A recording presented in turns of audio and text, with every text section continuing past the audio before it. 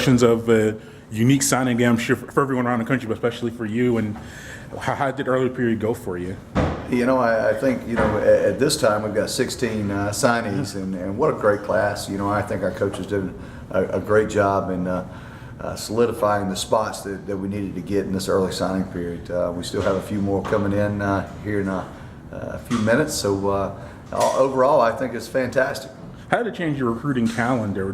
Was there a lot more emphasis in the summer and the early fall period than maybe in the past? Well, no, it really didn't change the calendar, because right now you've got to recruit year round. I mean, you've got to really push the envelope, and you've got to recruit, just every single day, 24 hours a day. You got to do it 365 days a year. So what it did do was make us push up our visits a lot earlier, and as we were getting prepared for a bowl game and things of that nature, it made it a little bit. I'd say it's sketchy, but it turned out to be great. I mean, we had great visits. So we had great visits leading up during the season. So all in all, I'd say I'm a big fan of this early signing period. Yeah, does it help for? Do you think it helps for you, maybe being in a non-Power 5 conference? Did it help in a way that you get the early sign period, you get guys more committed before maybe some other teams come in, or did it have I don't any think factor? so. I mean, you look all the way around the country. I mean, everyone's different. If you put the time and energy and effort, you're going to recruit the players that you need, the student athletes, and if you do a good enough job, they're going to want to come to your university. It doesn't matter if they sign here in December or they sign later on in February. You just got to do a good job in your recruiting, and it's not going to matter about the date in which they sign. How much did the bowl win help, or just that bowl week? You had a little bit shorter time period than some other teams, because you had your bowl game and then you turn around for this. Did it have any impact, you think, in a way? As far as our recruiting for this class? Yeah, for this class in general. I don't think it had anything. I think becoming bowl eligible and having the success that we had this season has helped. But overall, I don't think the bowl game itself has helped for this class. Now, will it help in years to come? Certainly, and we're certainly proud of that. I mean, to go and beat all the nation Cure Bowl champs, and they have the ability to spread the word, and all the publicity that we got across the country for winning that contest against Western Kentucky will certainly help in many years to come. So, I'm taking up anything. Got anything from you guys? A handful of South and North Carolina kids. Just how have your ties there? How much did that play into it? Well, I spent a number of years in North Carolina. I'm from South Carolina.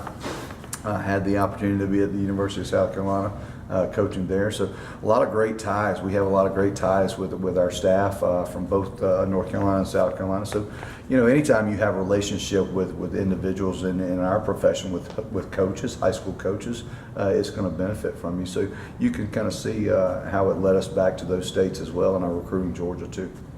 And speaking of Georgia, a few Atlanta kids, is there a happy medium as to how much of the team you kind of want to be Atlanta area or Georgia and against? That's a great question. People always think, what we do, we try to find the best individuals to come be at our program. That's best for Georgia State. I don't set a parameter saying we've got to have so many Atlanta players, we've got to have so many South Georgia players or South Carolina players. What we try to do, we try to find the best fit and the best individual that can come here and give themselves the best opportunity to be successful, and that's what we're always going to do in recruiting.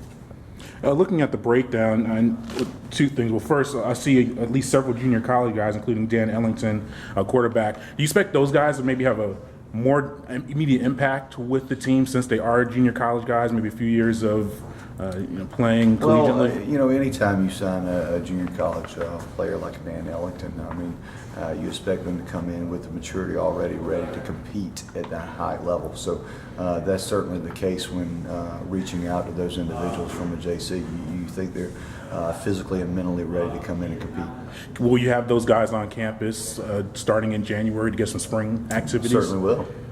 Any of the other potential guys on here? Anyone graduating early? Anything along those lines? Yeah, we've got a few early graduates. You never know what impact it'll play as far as playing time coming here in the next season, but certainly to get 4 or 5 guys in here early is going to give them an opportunity to go through our winter conditioning and our spring football period, and then get accustomed to our summer routine and give them a head start about our August camp. Do you encourage that as far as some guys that have that potential opportunity and say, hey, maybe you want to advance your classes and be able to come in earlier? Do you like guys to have a spring semester away? Maybe how do you balance that out? It's up to the individual. So many people are different. Like I said, you've got to be mentally mature. I mean, the maturity level to come in early to college has got to be there, and it's really up to the individual.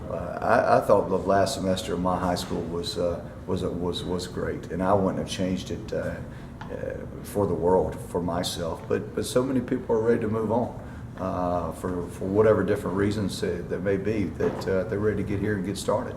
Some see it as a great opportunity to come in here and potentially earn that starting spot or get accustomed to the coaching style and learn the offense or defense to make that move and compete. But it's up to the individual. And last thing for me right now, I see you have 3 offensive linemen and 4 defensive linemen. Just how important is that, getting that line play? And it looks like those are the most guys you recruited. And has a big emphasis this offseason? Did you see that potential to bring in a big class on that? Well, side of the ball? there's a reason why the offensive and defensive line get pushed around here, is because I'm a former defensive lineman. I coach the offensive line, so we're going to solidify our fronts on both sides of the football first and foremost, and then we're going to branch out from there. And I think good football teams have those lines that can really handle it up front, and we're going to continue until we get it where we need to be. We're going to continue to recruit those areas hard and sign players to help us. Coach, you said that you don't look for players specifically in Atlanta or from other states, but you do want someone who is mature. What other traits and characteristics do you look in a recruit that makes a Georgia State football player?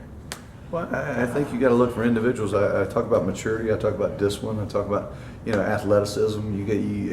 Academically, they've got to be capable of coming in here and doing the work. I mean, those are things that you've got to understand what builds a strong football foundation. You look at their family background, you look at their parents, you look at who's around them, how they interact with others, their coaching from their high schools. There's so many things that you look into when you recruit these individuals, and to pinpoint one thing, but you got to do your due diligence in finding the exact player that you need and want to target to come here. How many of those blue-collar players that you talked about after the bowl win did you recruit for this class? I would like to think every single one of them. I had a follow-up to what he was saying about the lines. You talk about establishing a culture and sustaining it. Is that on the field? Is that something that really starts in the trenches and works its way out? I always hear coaches talk about how important it is to be strong there and then build. It starts in the meeting room with every player. It doesn't start just up front, offensive, defensive line-wise. It starts at our corner position. It starts at our quarterback position. And it's got to reach out and branch out to every one of us, not just the both lines of scrimmage. So what's the timetable the next few months for you just right now? When's the off season? Is there an off season when you get the guys back on the field with your spring preparations? Well, right now we're gonna go on the Christmas break and the holiday break here for the university. We'll get them back in here, for first day of class. I think I'm not sure what date it is, 7th or 8th, something around that. And we'll start our all-season conditioning program and getting these guys ready to go. And right now I'm kind of toying with whether to start spring practice a little bit earlier or move it a little bit later.